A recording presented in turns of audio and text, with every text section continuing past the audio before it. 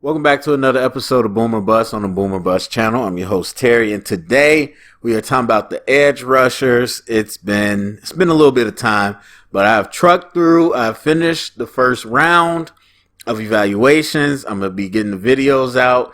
The combine's wrapping up, and then we're gonna go through the second round and clean up some stuff.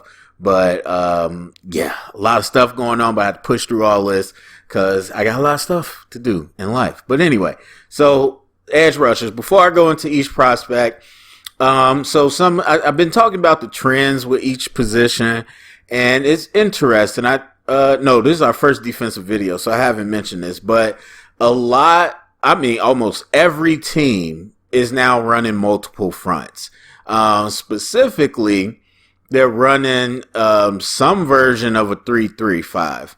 And maybe I did mention this when talking about the O-line, but I think it's very interesting because what I'm seeing is guys that are traditionally just edge guys, whether it's standing up or hand in the dirt, they're really two-gapping. And of course you have to. So when you have an odd front, and you can penetrate upfield, especially if you blitz a lot. But for the most part, when you got any type of odd front, you're taking up space. You're taking up blockers. You're two-gapping. You're getting your hands up quick so they could attack on the lineman, and you can move where they move. And then when it's time to make a play, you could get rid of them. That's two-gapping. And so what I'm seeing with a lot of these teams playing both formations a lot, switching all the time. These D linemen, no matter who you are, they're really teaching them the two gap. The easiest way to tell is how they come off the line, the 4-point punch. Some guys are in 4-point stances, some are not, but either way, you can tell with their hands shoot right to the lineman, and they want to get their hands on the blockers. That's a two-gapping thing. Naturally, in a penetrating defense, you're looking to get off of blocks. You're getting your hands up to react to their hands. And so I bring that up because there's a number of guys that I think are going to have some adjustments. And I don't know, again, how tough that's going to be. It's going to depend person to person. But you'll see that. You might see some of your favorite projects have some growing pains, but we'll see. Like I've said, this whole draft in the last few years, hopefully you've been hearing, man, I've really come to realize, again, these coaches get paid to do their job. And, I was thinking about it today. I'm like, most players you give me as a coach, as a high school coach, and any other coach I know in high school, they believe they can turn that player into an effective piece. And so you got to think the NFL guys are like that. And I know they are. I've met many of them. And so they're like that. And so you see these guys, and it's not such a big turnoff to say, oh, this guy really does not have any good technique.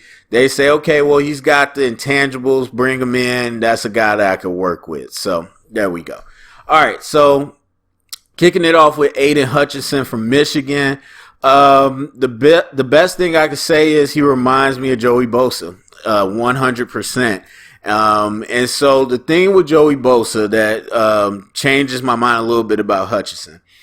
Hutchinson and Joey Bosa both really they don't have good lean. They don't have good lean on the edge. The hips seem a little stiff. And I don't think his hips are super stiff. He's a good athlete, but he just does not seem to have that dip and lean around the edge. He's up too high. His hips don't turn. However, Joey Bosa went to the league and completely changed that. Joey Bosa, at one point, I was at his peak, and he might still be in his peak, but when he was really, one of the best pass rushers, he's leaning. He's almost got that hip to the ground like the best of them.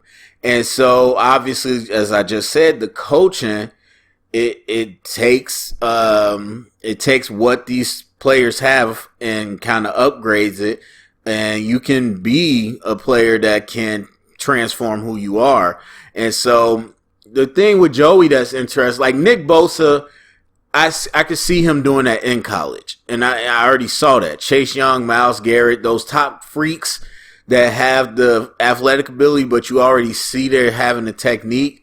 That's like top tier. Joey Bosa, it was like I didn't see and I didn't know if he could ever be that type of athlete, and he proved me wrong. So with Hutchinson, I'm giving him that benefit of the doubt, but his game reminds me a lot of that. Also, the thing with Hutchinson is he likes to play through the blocker, and that's a theme with a lot of these guys. And again, it might just be the formations that they're teaching them, but he likes to play through the blocker. And kind of, instead of like getting the hands off, getting around the edge, a lot of times he wants to make contact with the blocker and then set up a counter move either inside or to the outside. So he's like attacking the blocker in the speed to power situation and then giving himself a two-way go. And he's pretty good at it. Obviously in the league it's going to be a little difficult, but I think, again, you get him with a coach that's going to get him to the point where he can be a lot more threatening on the edge. He's already consistent. He's already really good, but I think he could get even better. And then in the run game, very strong. You can tell he's a naturally strong guy. And again, he doesn't have the tendency to just get off blocks. It's more of a tendency to sit with the blocks, then get off them when he needs to. And it just depends on the system you go to. But when you're talking about a top 3 pick edge rusher, you think of those guys that are terrors on the edge. And when you are that type of player, you have to have the mentality to get off blocks. You cannot consistently be one of the best if you're just running into blocks. And so my question would be, is Hutchinson that type of player, or is he just a really good base defensive end?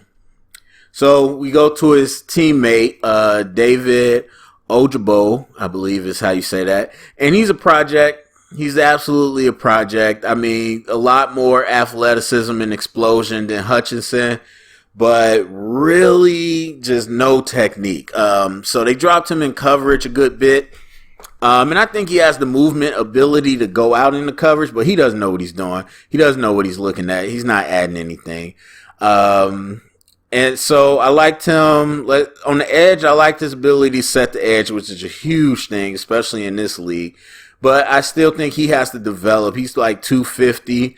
And I haven't looked at the combine numbers, but he's going to have to develop some more lower body strength and all that. He's got long arms, good extension. Again, he's got all the tools, but he's definitely a project. His pass rush is not there. Not to say that it doesn't exist, but it's just not, it's not refined at all. And I would say the same thing in the run game. He just has to get to the point where he knows how to get off blocks instead of sitting with blocks or getting swallowed up, and just, how to stay active. But yeah, he's definitely a project to me. Then we go to Kayvon Thibodeau from Oregon. And the thing with him, I heard a lot of hype. He's pretty stiff. And so if you've never really listened to me before, you can be stiff and still be explosive or fast. It's just that you don't have great change of direction, and it's what I call one-way explosive. So that's a person that, they explode one way downhill.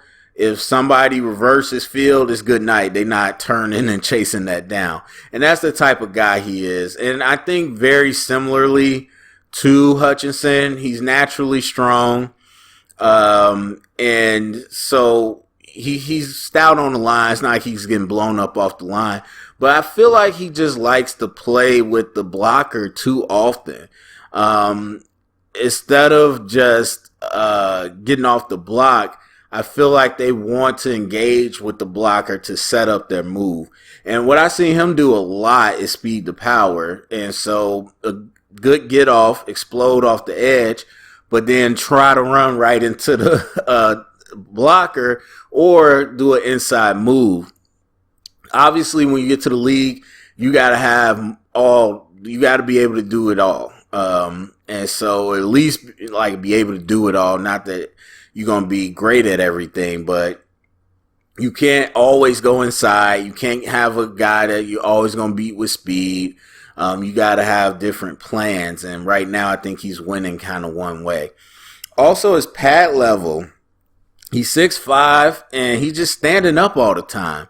And again, in the college, you could get away with that. Sometimes in the NFL too, but it's just that's never going to make you the best player. So when you're talking about leaning around the edge, too many times he's going to get ran off the path to the quarterback because he's too high. He's not leaning. And so hopefully people by now watching the NFL understand how important that is. For you to get under the block and lean around the edge is the most powerful thing you could do as an edge rusher, hands down. You could do that as a pass rusher every single pass rep and do nothing else, and that's going to get you a win because that's the quickest path to the quarterback. You got to have that tight arc to the quarterback. And guys that stand up too much or don't get into a lean, they're too high. You give the blocker a target, and they're just going to run you off. So, again, I think number one that for a pass rusher is the motor. If you look at any all-pro, you look at anybody that does well in the league, it's the motor. Because a lot of times these are covered sacks, these are second effort sacks, these are off a twist and a stunt. The motor, guys that continue to go to the quarterback. And Thibodeau's one of those guys. I gave him a level 5 motor. He doesn't stop, and that's going to serve him well. But great tools. I don't know how fluid his hips are, but still explosive. So a lot of tools that you could work with to get him up to a top-tier edge defender. George Karloftis, I can't pronounce some of these guys' names. I was confused that he was on the edge as far as the labels, but when you watch him, I'm like, wait, I think he's an interior. So what he is a 3-4 DN, and you don't really see those a lot anymore, at least not getting drafted high. So as I said, most teams are going with these multiple fronts, and so that changes it even more. The reason you stop seeing it is because in the NFL, they've gone to nickel almost, not exclusively, but, over 70%. And so the base fronts stop mattering as much, the 4-3 to 3-4. And so you really have guys that were only serving maybe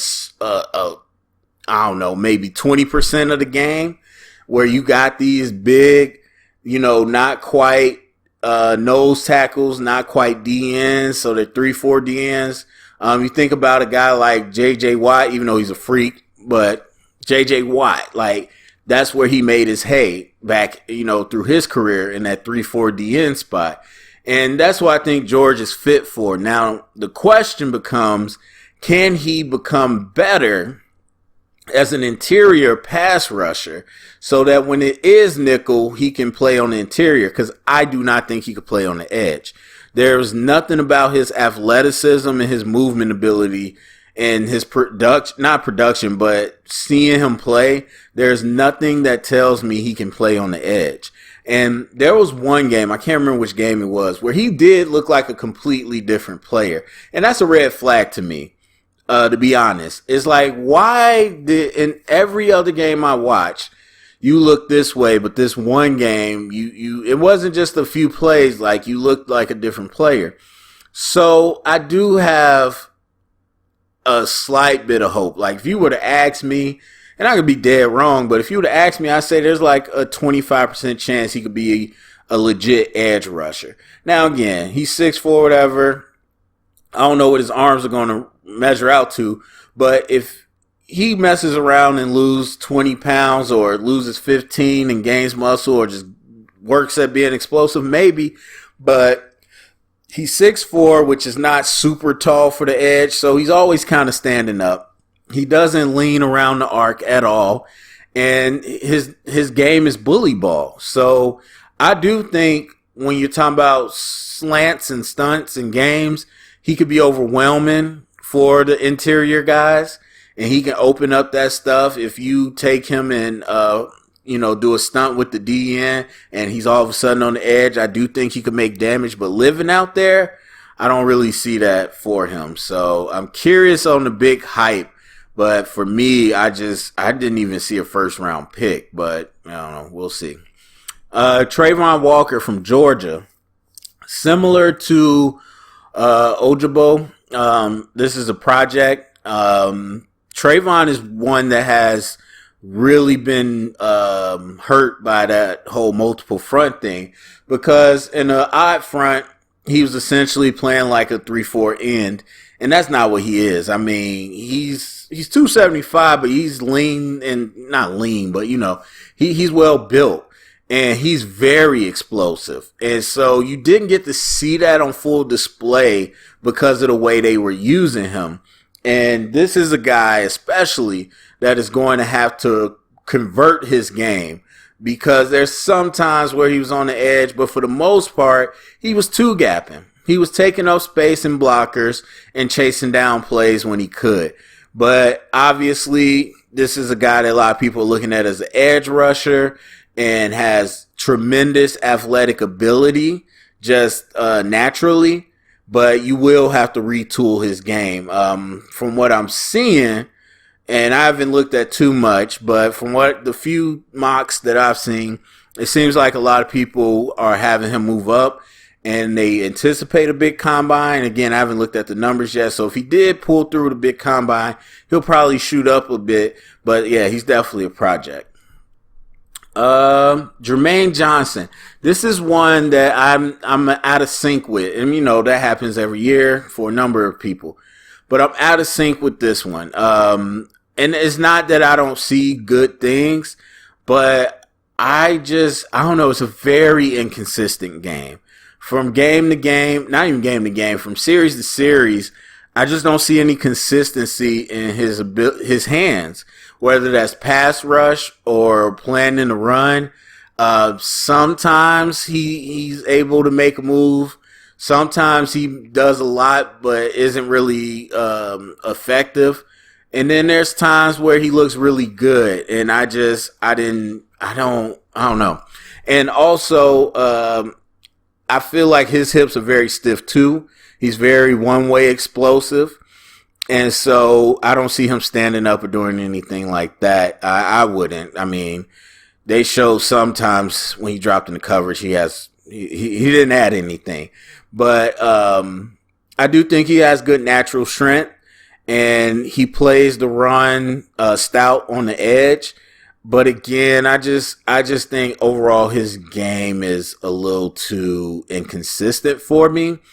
And I don't know that he's a top-notch athlete. Again, he looked pretty good, and I think he's solid, but I don't think I'm as high as everybody else is on him. We got Myjai Sanders from Cincinnati. I spelled Cincinnati wrong. That's bothering me. But let's see. Yeah, I don't really know. I'm middle of the road on him. I don't think his athleticism was top notch. I think it was solid, above average. But I don't think this is a guy you want to really put out in space. And then, I mean, again, he's got that build, long arms, 6'5". You got the frame that people are like. I don't know how explosive he is, and I don't know how strong he is.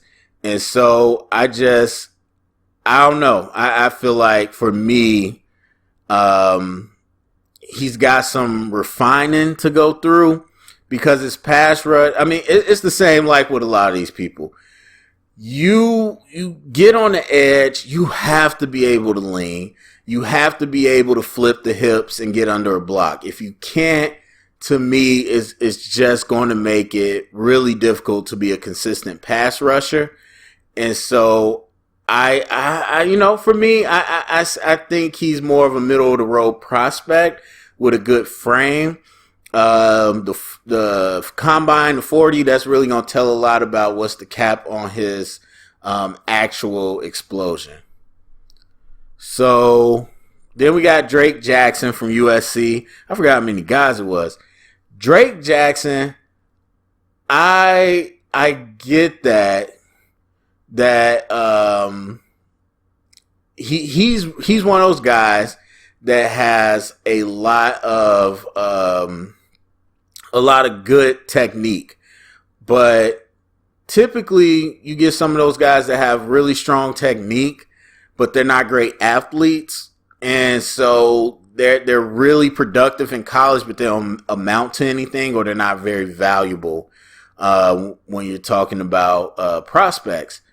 But for me, I think he has really good athleticism. I don't think he's the best athlete of the group, but I think he's more than capable of running people down and all that good stuff. And I liked everything about his game. I think the way he was positioned when he sets the edge, I think the way he's stacking sheds, I haven't talked a whole bunch about that, but stacking and shedding, blocks in the interior and the run game, the motor that he has, I gave him a level 5. I like the way that he gets off the blocks and he's continually looking to get off blocks. I like his ability on the edge to lean, but I don't think he does it well enough. It's just solid, but it could get better.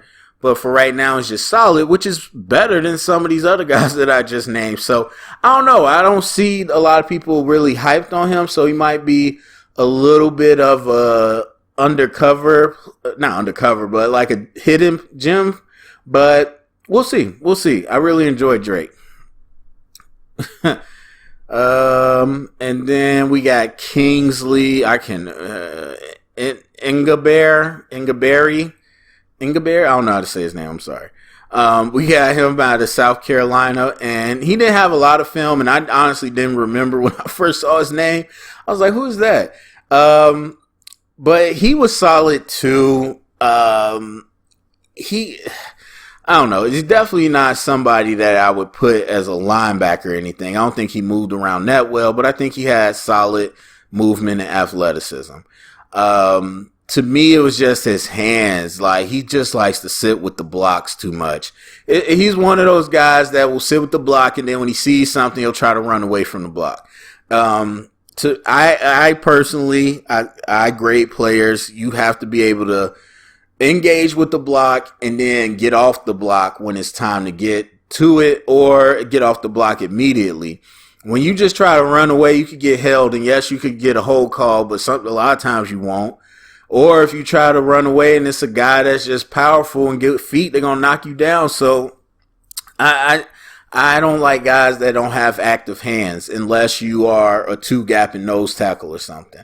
And so there's that. On the edge, I didn't like him. I don't think he dipped well and leaned well. I think he stands up too high. None of it looked good. He looked the best when he was doing stunts in games and blitzes. That's when he looked the best. And so this is a guy that I think is definitely going to have a lot of polish needed, and potentially could go to the interior. But I wasn't a huge fan. Then we got Nick Bonito from Oklahoma, who I saw his size and I was like, is that incorrect? But turns out he was a linebacker. So, he's on the edge. He, to me, is just like Dorian O'Daniel from Clemson a few years back, where they're going to have to figure out where to play him. But Nick has excellent ability on the edge. I know people won't believe it. You're too short. You can never do it. You're too short. Even though Alvin Kamara and Zeke Elliott, bad reference, but they came to the Pro Bowl and whooped them tackles because they dip under the blocks. That's how it goes. And so I that's just me. But some people will say, well, no, that's not going to work, blah, blah, blah. But he was doing it consistently in real games in college. So I think he'll have some added, He'll have some added value as a blitzer. But overall, I mean, you're going to have to figure out what you want to do with him. You stack him as a linebacker or you play him in some type of nickel. I don't know. I don't know, but I liked his edge ability, so we'll see what they end up doing with him. Okay, so that is the group of edge rushers. I mean, to me, you got a solid group. Definitely more talent at the top. Overall, a lot of raw players, and we'll see what they kind of become. But I wouldn't say the strength of this draft, but the couple guys up top will be interesting how they shake out. But I think it's a good amount of potential. So anyway, go down in the comment section. Let me know what you think. Share it around. Get the conversation started. Thumbs up, subscribe, and thank you for listening.